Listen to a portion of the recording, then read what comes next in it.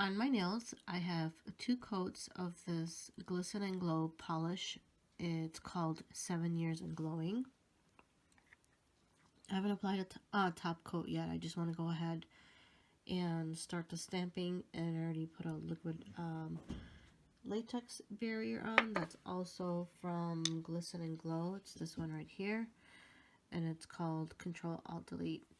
I will be stamping using a black stamping polish from Bundle Monster.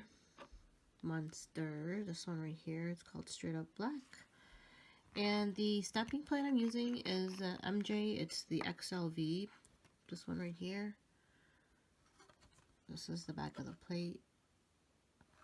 So we're going to go ahead and get this started.